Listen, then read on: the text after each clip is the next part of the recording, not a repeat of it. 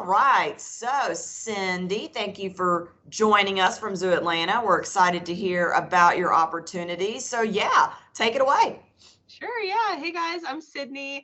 I am the supervisor of youth conservation leadership volunteers. Super long title, but basically I oversee the internship program as well as the teen volunteer program here at Zoo Atlanta. So I'm just going to talk today about some of the internship opportunities that we offer here at Zoo Atlanta. And I'm just going to dive right in. So again, I'm Sydney, that's me. And then April also helps me oversee these programs. She's the manager of volunteer programs. So here at Zoo Atlanta, internships is falls under the volunteer umbrella within the education department. So it's kind of like a nice little set of subsets. But April and I oversee the programs together.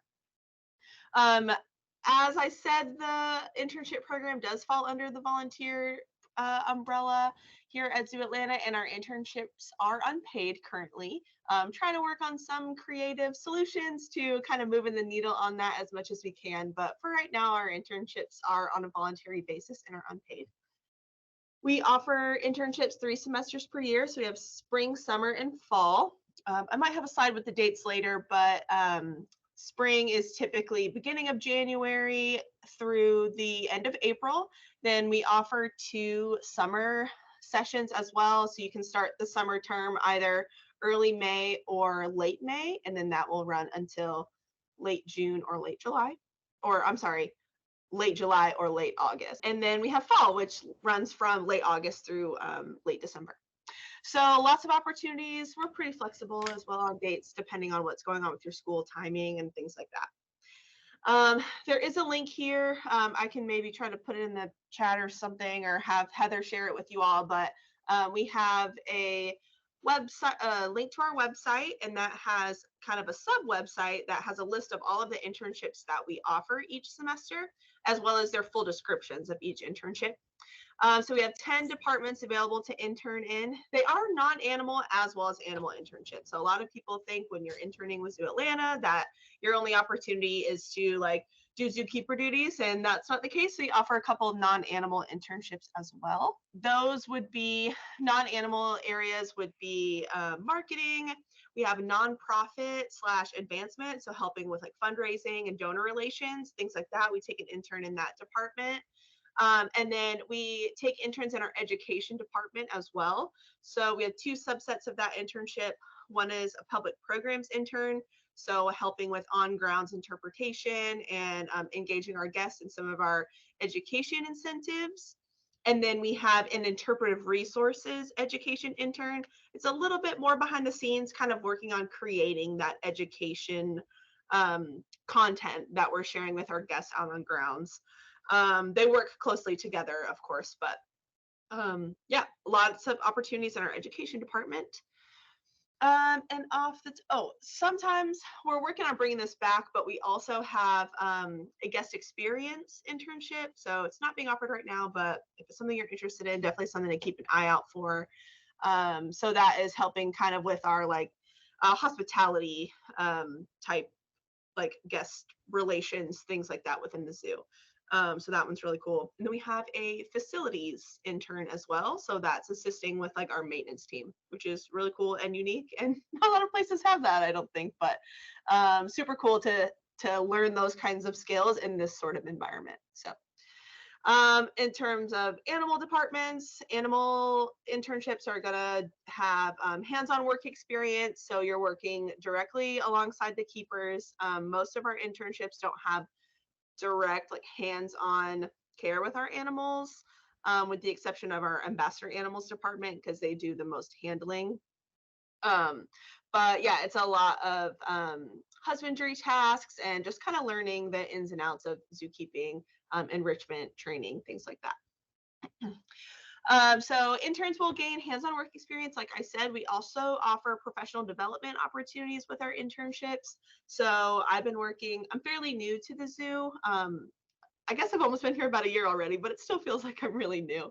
But I've been working on just developing some professional development opportunities for the interns. So offering things like an enrichment and training workshop, which is hosted by our curator of ambassador animals. We are also offering career exploration presentations. So trying to get people from around the zoo or maybe even outside the zoo, just kind of come and talk about their career paths, talk about, where they started, where maybe they thought they were going to go, where they've ended up now in their career, things like that. So just kind of giving an opportunity to show college students different ways, basically that a career path is not always linear, is the goal of that series. We offer some behind the scenes tours, mega updates as well. So just kind of sharing some information zoo wide with our interns and volunteers as well.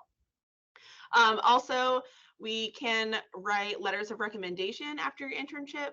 So, if you're trying to obtain a paid position or go to grad school or anything like that after you've completed your internship, that is something that we can help you with as well. All right, for the application process, we accept online applications, and I have the due dates here of those deadlines. They're usually in this exact neighborhood every year.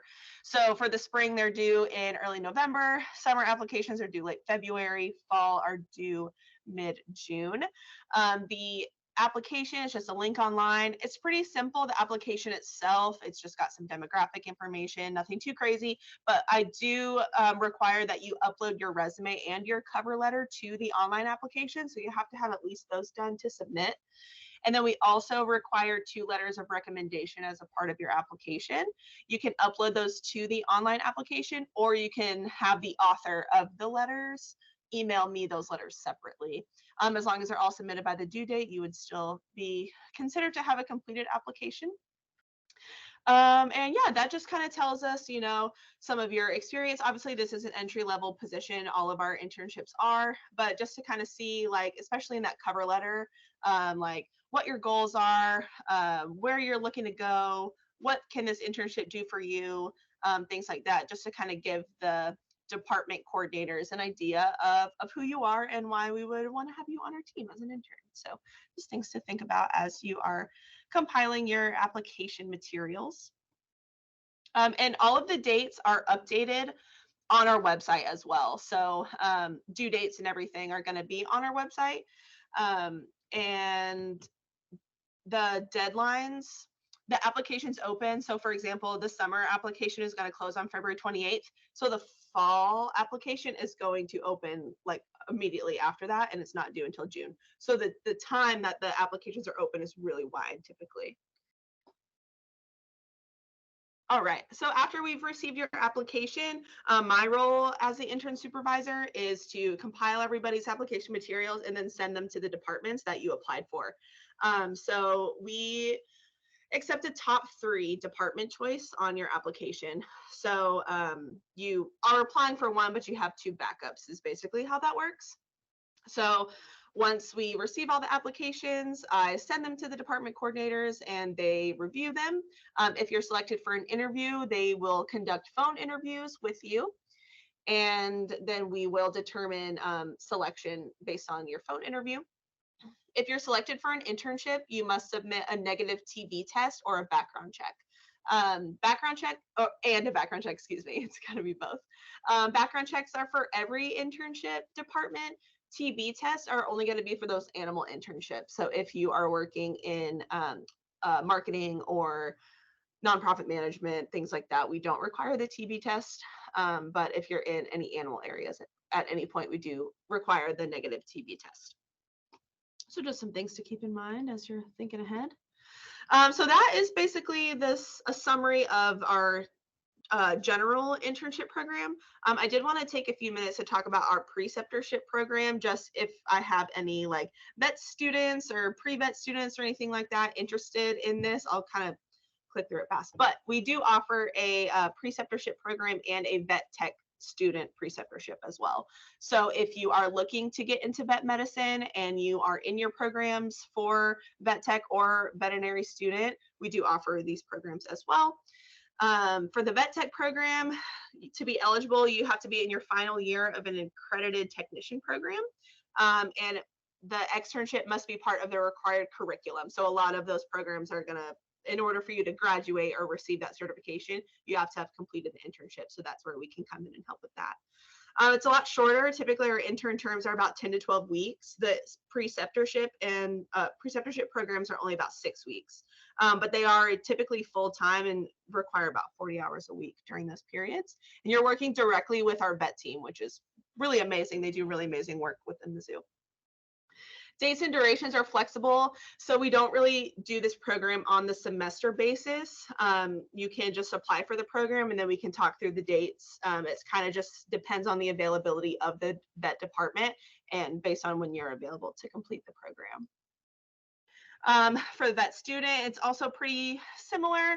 You have to have completed your third year or equivalent if you're an international student.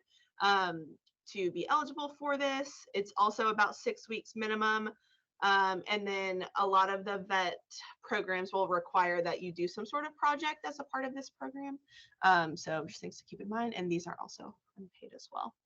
Application's a little bit different for the preceptorship program, but all the information again about it is on our website.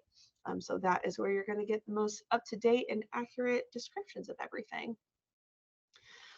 That's pretty much it. I think I mostly covered everything. I am available via email just at internship@zooatlanta.org. So you can always reach out and email me if you have any questions about anything. The website is zooatlanta.org, and then the internship information is under the volunteer tab of our website. I noticed that, and this is, for Rebecca too, I noticed that it seems like pretty much most all your internships are also posted on Handshake. Is that going to wind up redirecting them to the website, or would that be an alternate different way they can apply? So I'm not, to be honest, I'm not exactly sure what it looks like from the student side, but basically when I get inquiries from Handshake for our internships, it just sends me like so and so is interested in this internship, and then I just email them directly from the internship email, and I just say, hey, thanks for your interest in this email. Go to the website, basically. Yeah, so that's part of what I'm asking. So Rebecca, I know most of them are listed on Handshake, but it might be better just to apply straight through the website, just to make sure it gets to Sydney quicker, and that she can go ahead and get all those materials instead of maybe there might be extra steps if you do it through Handshake. There might be extra steps involved, so it might be better just to go straight through the website. I didn't have any specific questions. I think the only one you said that there's not a lot of like hands-on with the animals unless it's ambassadors. Is that the only one where it's kind of like that? Yeah, so I think you just got to keep in mind that working with zoo animals, like there's a lot of the animals that we have in our care are like protected contact or things like that. Like obviously you'll be assisting with like enrichment or like feeding and cleaning their enclosure. It's just never going to be, for the most part, on the grand scale, like super direct contact with the animals.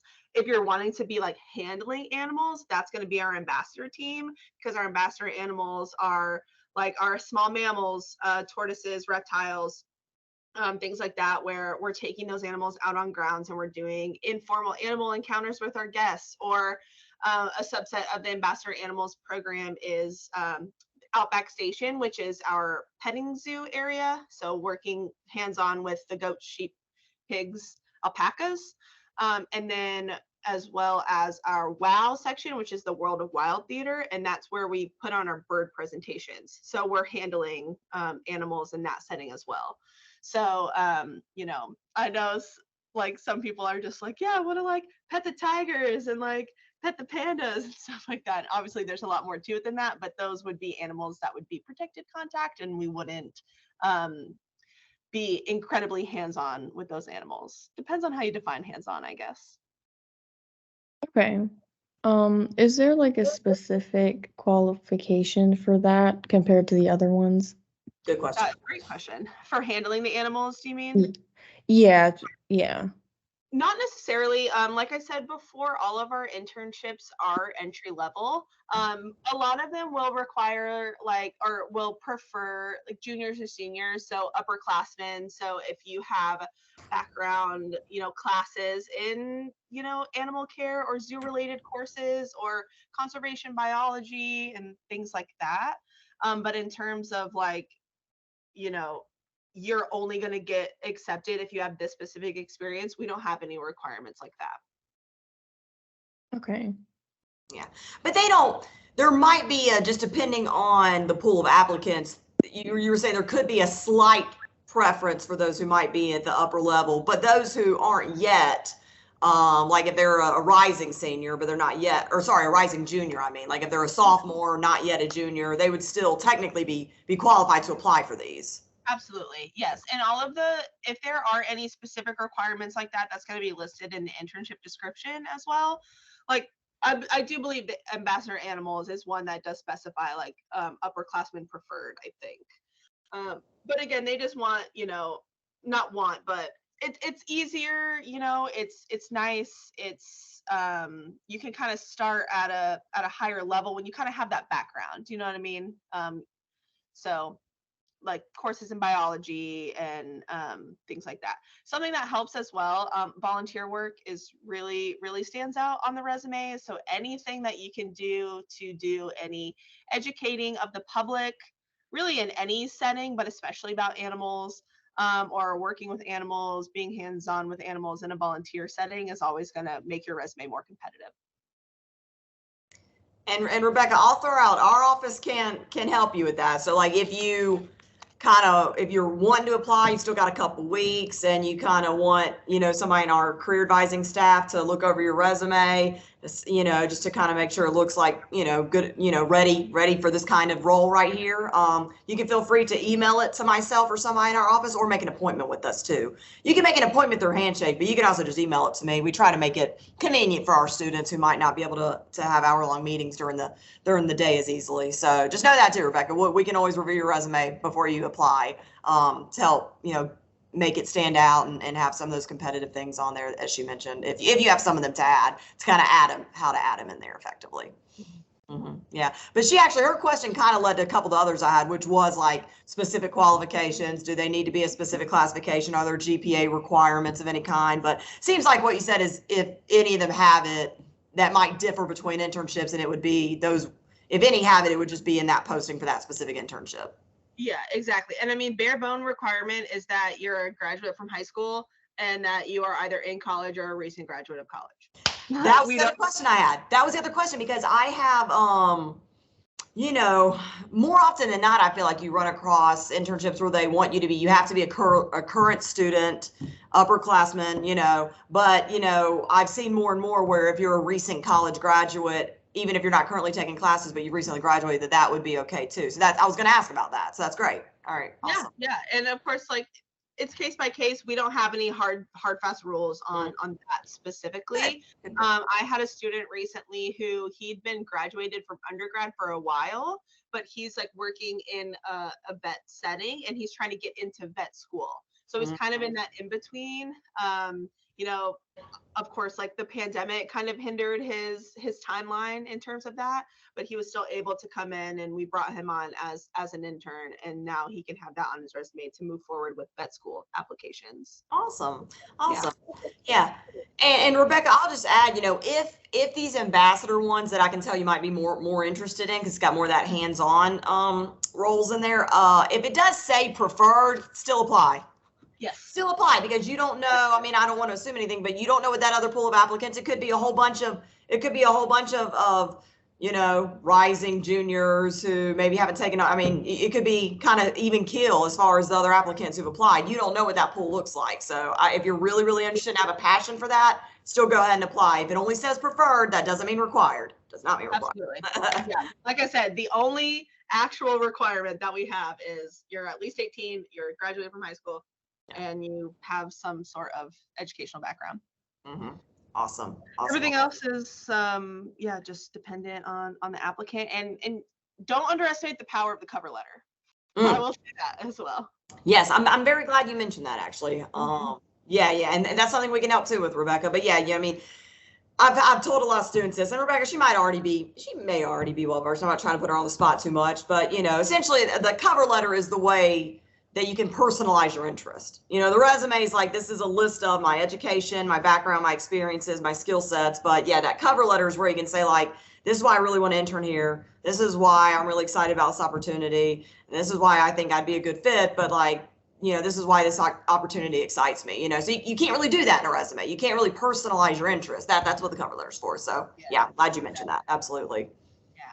Especially if you feel like the internship is kind of like a bridge to the next thing, you can't put that on your resume because it hasn't happened yet. So you're kind of wanting to explain your goals and how the internship aligns with those. So absolutely.